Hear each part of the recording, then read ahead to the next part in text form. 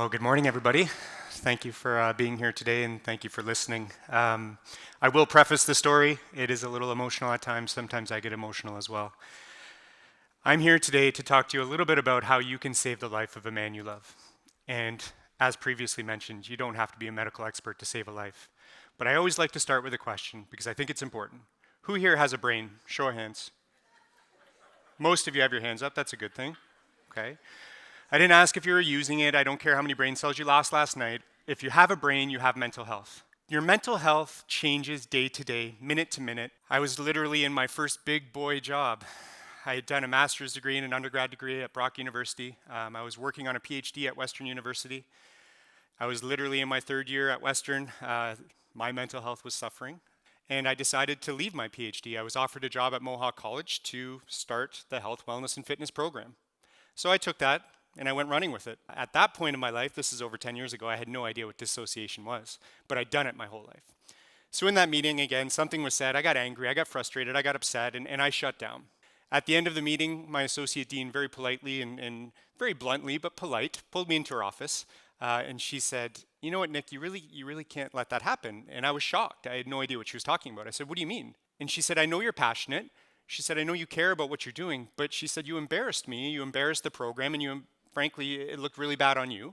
And she said, if it happens again, I'm going to have to let you go. At that point in my life, I had put all of my eggs into one basket, as the cliche goes.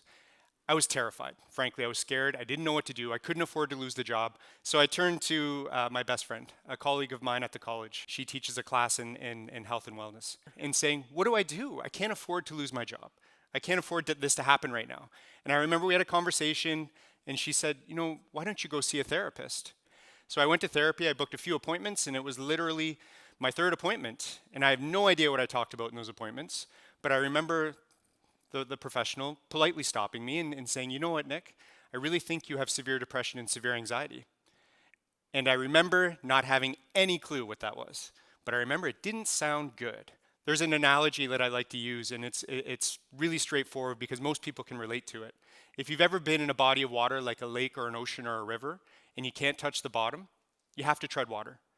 Because if you don't tread water and you stop fighting, you're going to sink and you're going to drown. And that's very much what I was doing day to day. For somebody who struggles with mental illness, imagine treading water 24 hours a day, 7 days a week, 365 days a year, for 5, 7, 10, 20, 30 years. And for men, that could be their entire lifetime. Why? Because men don't talk. Because we're brought up, we're programmed. We're not even brought up, we're programmed to be masculine and stubborn and strong, right? We don't talk about our feelings because we can do it ourselves. We don't need help. So here I am, literally treading water, just trying to find reasons to stay alive, and I'm very proud and grateful to say I've survived many suicide attempts, and I really shouldn't be here today. I'm very lucky to be here to have this conversation with you. Not only was I falling apart emotionally, I was falling apart physically as well. I was exercising regularly. I was still, playing hockey here and there. And my body was just deteriorating. As mentioned in my intro, I've had so many concussions, so many surgeries, but my body was in the worst shape it's ever been, to a point where I literally couldn't get out of bed. And it's not because I didn't want to, because I would do anything to keep my image alive, that strong, masculine, male image. But I just couldn't get up because I was in so much pain. My neck and my back hurt so bad that my ex-wife literally had to lift me out of bed. Once I was upright, I was fine. But it was getting into that position to get out of bed, I didn't have the strength to do it. It got to a point where I was seeing chiropractors, athletic therapists, which is funny because when our mental health suffers, the first thing we do is internalize. When our physical health suffers, athletic therapists, chiropractors, physiotherapists, doctors, surgeons, whoever would see me. Everybody was unsure why my body was deteriorating, and now it makes sense, right? Now we know, and just like you, I can imagine if you've had a long day or a long week or a busy month or you're just overwhelmed with something in life, you probably have tension in your neck and you have a sore head, you can't turn your head sometimes, right? Well, that's how stress manifests in the body. 10 years ago, we didn't make that connection very well. Now we know in children as well. Stomach problems, right? Complaining of stomach problems, constant stomach problems. Well, I had that too. We just didn't know. Nobody knew. You didn't make that connection, right? So for that 5 to 7 years, continued to go to therapy. My first therapist actually told me I was broken. I was told that they couldn't fix me, they didn't know where to start, or I was too gone to even begin. I had some people just stop returning emails, phone calls. There was a dozen different professionals that just stopped seeing me. Being a competitive athlete at this point, I think, is really where it started to drive me, because I wasn't satisfied. I wasn't okay with that. So I just kept searching. And I remember one day specifically, and leading back to this friend who guided me to therapy in the first place, she had no idea what was going on. Nobody did. In fact, I didn't share my struggles with suicide up until a few years ago. But she knew things weren't good. I was probably dissociating a lot more, maybe not going to work as much or whatever was happening. But I remember she called me one day and she said, "Where are you?" And when I wasn't well, I would drive. For some reason, I'd get in my car and drive. And I can tell you right now, in full honesty, I wasn't going somewhere good. I was going to a really dark place. And I remember answering the phone and she said, "Where are you?" I said, "Nowhere." She said, "Well, where are you driving?" I said, I'm not going anywhere." She said, "What do you mean? You're driving. How do you not know where you're going?" And again, that persistence, that instinct kicked in. She knew something wasn't good. And she said, "When's your next therapy appointment?" And I said, "I'm not going back." And she said, "Well, why? What do you mean?" I said, "Because I'm broken." And I started to list all of these things that I'd been told so many times. And when professionals tell you things, how do you not believe them? These are professionals. And I remember her saying something clicked, and she said, "I'm not going to stop calling, texting, emailing. I'm not going to stop until you can prove to me you've made another therapy appointment." And I remember probably giggling in my head, right? And I remember we hung up the phone, and a couple minutes later, she called back. She said, "Where are you now?" And I said, "I'm driving." And she said, "Did you make an appointment?" I said, "No." She said, "When are you going to do it?" I said, "I will," just trying to get her off my back. I remember she called again, and I went home because I didn't know what to do. And frankly, I was probably just annoyed at that point. So I went home, and again, I Googled therapists in London, Ontario, because that's where I was living. And if you did that right now, so in Hamilton, therapists in Hamilton, Ontario, I think it's like the third search result on Google approximately. It's Psychology Today. And it gives you a list of all these therapists. So that's what I did. I Googled and I started to look at pictures. And for me, I wanted a female therapist. So I looked for a female therapist. I clicked on an image of a woman who looked kind.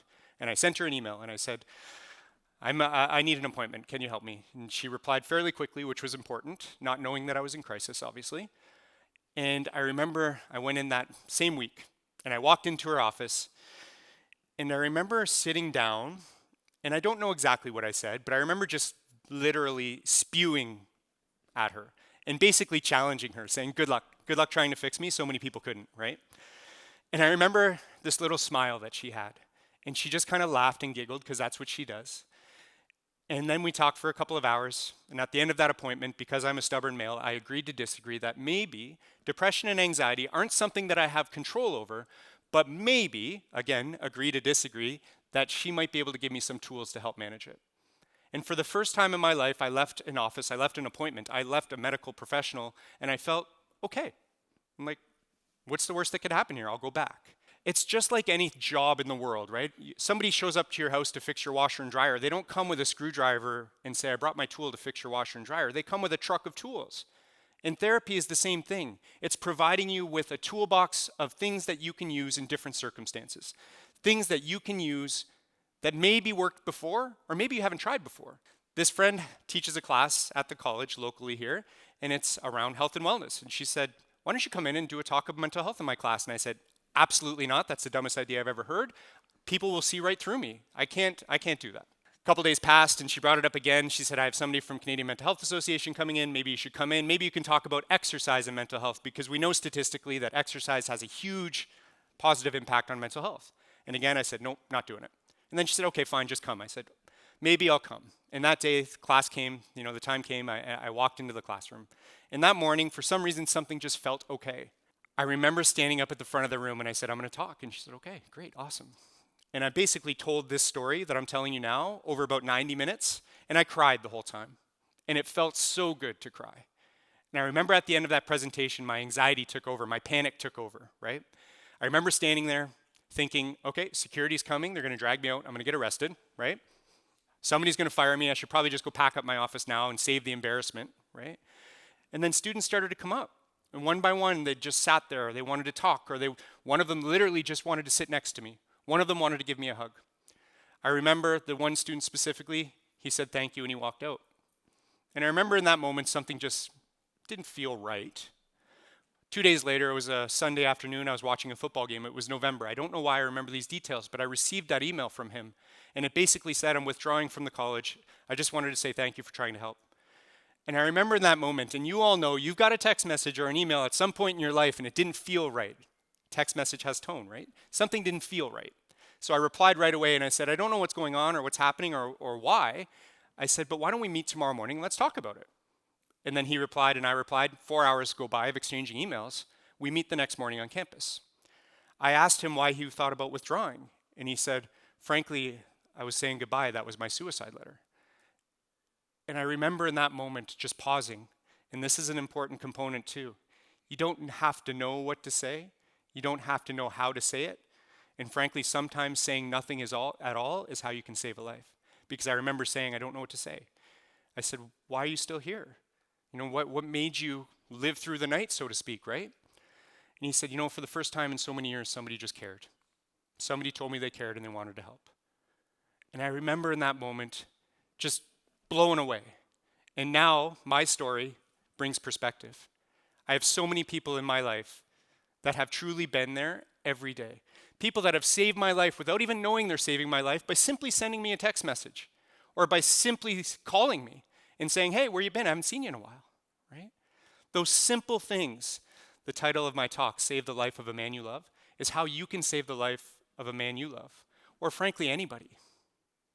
I'm going to give you some homework at the end of my story here because as a professor, that's my job. I give homework. You don't have to be trained in therapeutic technique. Let's be clear. I am not a therapist. I'm not a counselor. I am somebody who has lived experience in dealing with suicide. I'm also a mental health first aid instructor. I have experience helping people do intervention. And it's nothing about medical profession. I remember one day a student came into my office sharing a really, really traumatic story. And I didn't know what to say, didn't know how to say it, didn't even know how to respond. And I remember just sitting there and saying, I'm so sorry that happened. I don't know what to say. I said, how can I help? And she said, you just did. I said, what do you mean? She said, you let me tell my story and didn't once give me advice. This best friend, the person I keep talking about, the one at the college that has helped me so much is actually my wife. We've been married for 5 years now. We have 2 young daughters. And I tell you that part of the story not because it's the happy ending to the story, but more so because I wouldn't be here without her. I wouldn't be alive without her. A few years ago, about 4 years ago, I went through a really, really bad time. Bad time. It was funny because I thought I was conquering depression and anxiety. I thought I was on top of it. I thought I was on top of the world. I was lying to myself, I was lying to my wife, I was lying to everybody, and I was pretending that I wasn't struggling, and I was. But again, the male side of it kicked in. You are a father, you're a husband, you're stronger, you don't need help. And if you do, you figure it out for yourself. How wrong was I? Because I, again, almost lost everything. Now, I know that you are all thinking about somebody right now, whether it be somebody really close to you. Statistics tell us that approximately 1 in 4 people will experience a mental illness at some point in their life, right? We know it's more likely 1 in 3. We know that statistics are underreported, especially in a male side of things, because men don't want to talk about it, right? That's somebody you love. That's your best friend. That's your mom, your dad, your brother, your sister, somebody that's sitting with you today. There is somebody close to you right now that is struggling really badly. And you don't know it because they're not ready to talk about it, and that's okay. You can't force people to talk, but what you can do is you can listen between the lines, right? You can pay attention to their struggle. You can notice their changes. You can ask questions. You can remind them how important you are. And if you're one of those people right now, if you are sitting here right now and you're that person that is thinking, that's me, that sounds like me, or that was me, or that might be me, I'm telling you right now, if you need some reassurance, you are enough and you don't need to do anything else. That you deserve to be here just like the next person. That you deserve a long, happy life. And I can tell you from experience, I used to not see happiness. I didn't know it existed. I couldn't smile, I couldn't laugh, I couldn't have fun. I didn't know how to do any of that. I had to reteach myself how to do it. But I can tell you, recovering from a mental illness is the hardest thing that I've ever had to do. But it is also the best thing that I've done. Because I am happy. And I tell you that not because I want you to feel proud of me or even compassionate in any way, but I tell you that because I want you to realize that it's possible. Recovery is possible, but you have to be willing to do the work. Because nobody does it for us. There is nobody that's going to do it for you. There's nobody that can go to therapy for you. As a strength and conditioning professional, we always talk about this with our athletes, right? I can't do the work for you. You have to do it yourself. But I can tell you, it's going to be hard. You're going to be exhausted. You're going to want to quit over and over and over again. You're going to want to stop going to work. But I can tell you it's worth it because it's possible if you're willing to do it. Interesting thing, your gut is usually right. If you think somebody's going through a bad time, they probably are. So ask them if they're okay. You don't need to be accusational. You don't need to point out that maybe they haven't been treating you the way you want to be treated. But ask a question. Again, your homework, simple, straightforward. And again, maybe this is the professor in me coming out to its fullest extent, but your homework is to reach out to somebody you love. Let them know you're thinking about them. Let them know that you attended a conference today and some of the topics were around mental health and mental illness. And I guarantee, I don't know how many people are in here right now, maybe 100. I guarantee if every single one of you do that today, at least one of you is going to save a life. By simply just saying, just wanted you to know I was thinking of you. I hope you're doing well. The idea of this legacy that I wanted to build on comes to me from a couple of my really close friends where we sit down and we have that first 5 minutes of conversation. It's pretty straightforward. How are you? And it's not the old, I'm fine. It's no, really, how are you? How are things going? And that's where we have the moment to be honest. And we both know that if we say, I'm not good, or if there's a pause, or there's a break in the conversation, that it means it needs more. Reach out to somebody you care about. Reach out and just let them know you're thinking about them. It doesn't have to be a diagnosed mental illness. It doesn't. It could be stress. Let them know you're thinking about them. And one of you, at least, is going to save a life. Thank you for your time today.